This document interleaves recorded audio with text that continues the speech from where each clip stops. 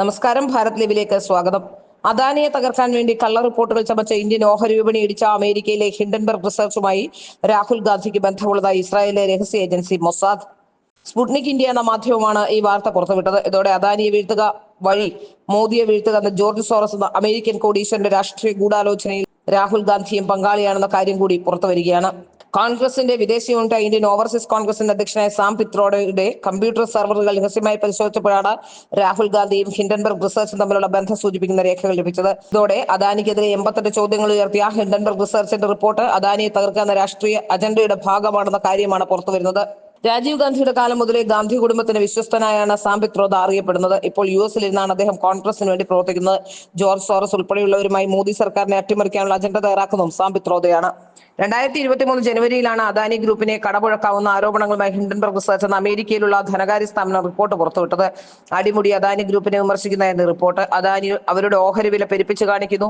Adani group മൗറീഷ്യസിലും മറ്റുമുള്ള കടലാസ് കമ്പനികൾ വഴി ഇന്ത്യയിലേക്ക് പണം കടത്തുന്നു, കമ്പനിയുടെ അക്കൗണ്ടുകളിൽ തിരിമറി നടത്തുന്നു തുടങ്ങിയ ആരോപണങ്ങളാണ് ഉന്നയിച്ചത്. പാർലമെന്റിന്റെ ബജറ്റ് സമ്മേളനം 2023 ജനുവരി 31 ആരംഭിക്കാനിരിക്കെയാണ് ജനുവരി 24 ഹിൻഡൻബർഗ് റിപ്പോർട്ട് പുറത്തിറങ്ങിയത്. ഈ റിപ്പോർട്ട് പുറത്തിറങ്ങിയതിന്റെ രാഷ്ട്രീയ അജണ്ട ഇപ്പോൾ വ്യക്തമാകുന്നു. തുടർന്ന് അദാനി ഓഹരികളുടെ 81% ഇടിഞ്ഞപ്പോൾ അദാനി തകർന്നു എന്ന് എല്ലാവരും കരുതി. അദാനിയെ സഹായിച്ച മോദി രാജിവെക്കണമെന്ന് ഉറക്കെ ബഹളം വെക്കുകയായിരുന്നെന്ന് രാഹുൽ ഗാന്ധിയും അദ്ദേഹത്തിന്റെ അനുയായികളും ജയറാം രമേശും ഒക്കെ ചെയ്തത്. പക്ഷേ അദാനി പതിയെ ഉയർന്നു വന്നു. ബിസിനസ്സിലുള്ള അദ്ദേഹത്തിന്റെ സത്യസന്ധത കണ്ടറിഞ്ഞ വൻ നിക്ഷേപകർ അദാനിയിൽ പണം മുടക്കാൻ തയ്യാറായി. ഓസ്ട്രേലിയ കേന്ദ്രമായി പ്രവർത്തിക്കുന്ന GQG പാർട്ട്നേഴ്സിന്റെ എല്ലാമായി ഇന്ത്യക്കാരൻ രാജീവ് ജെയിൻ നടത്തിയ വൻ നിക്ഷേപമാണ് അദാനി ഓഹരികൾക്ക് ഊർജ്ജം പകർന്നത്.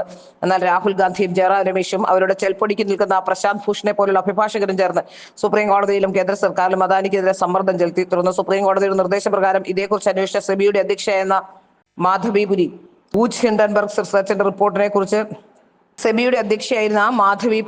ഹിൻഡൻബർഗ് റിസർച്ച് റിപ്പോർട്ടിനെ കുറിച്ച് അന്വേഷണം നടത്തിയിരുന്നു. അദാനിക്കെതിരെ 88 ചോദ്യങ്ങൾ ചോദിച്ച ഹിൻഡൻബർഗ് റിസർച്ച് റിപ്പോർട്ടിൽ കഴമ്പില്ലെന്നും അതിനെക്കുറിച്ച് അന്വേഷണം നടത്തി ഇന്ത്യൻ ഓഹരി വിപണിയുടെ ചുമതലയുള്ള സെബി കണ്ടെത്തി.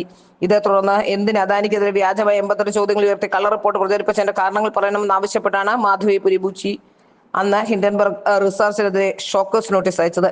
ഇതേ തുടർന്ന് ഹിൻഡൻബർഗ് റിസർച്ച് മാധവി പുരി ബൂച്ചിനെതിരെ ഒരു കള്ള റിപ്പോർട്ട് പുറത്തുവിട്ടു. ഇതിനു പിന്നാലെ കോൺഗ്രസ് മാധവി പുരി ബൂച്ചിന്റെ രാജി ആവശ്യപ്പെട്ട നിരവധി കള്ള ആരോപണങ്ങൾ ഉയർത്തി. ഇതെല്ലാം പൊളിഞ്ഞു. അന്നും കോൺഗ്രസും ഹിൻഡൻബർഗ് റിസർച്ചും തമ്മിൽ രഹസ്യബന്ധമുണ്ടോ എന്ന സംശയം ഉയർന്നിരുന്നു.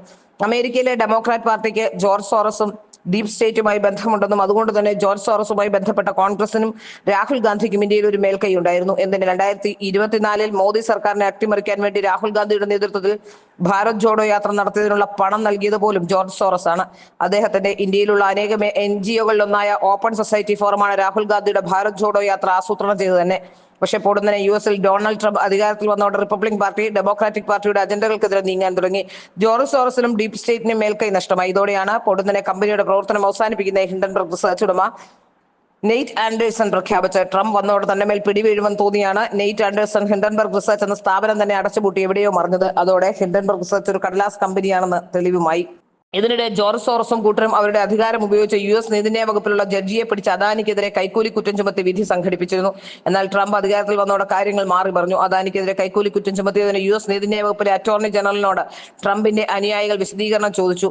ലോകത്തിലെ ഏറ്റവും വേഗത്തിൽ വളരുന്ന സമ്പദ് വ്യവസ്ഥയെ ഇന്ത്യയിലെ പ്രധാന ബിസിനസ്സുകാരനെ അദാനിക്കെതിരെ കുറ്റാരോപണം നടത്തുന്ന ട്രംപ് സർക്കാർ തെറ്റിദ്ധരിക്കപ്പെടുന്നതിന് ഇടവരുമെന്നും ഈ നേതാവ് അഭിപ്രായപ്പെട്ടിരുന്നു. ഇതോടെ അദാനിക്കെതിരെ നീങ്ങിയ താനും അഴിയേണ്ടി വരുമോ എന്ന ഭയമാണ് പൊടുന്നനെ കമ്പനി പൂട്ടി മുങ്ങാൻ ഹിൻഡൻബർഗ് റിസർച്ച് ഉടമയായ നെയ്റ്റ് ആൻഡേഴ്സനെ പ്രേരിപ്പിച്ചതെന്നും കരുതുന്നു. ഏതായാലും രാഹുൽ ഗാന്ധിയും ഹിൻഡൻബർഗ് റിസർച്ചും തമ്മിലുള്ള ബന്ധം ഇപ്പോൾ പരസ്യമായിരിക്കുന്നു. ഇതാണ് ഇസ്രായേൽ രഹസ്യ ഏജൻസിയായ മൊസാദ് രാഹുൽ കുടുംബത്തിന്റെ ഇറാൻ മൂളിയായ ബുദ്ധിരാക്ഷസൻ സാം പിത്രോദയുടെ കമ്പ്യൂട്ടറിൽ നിന്നും കണ്ടെത്തിയിരിക്കുന്നത്.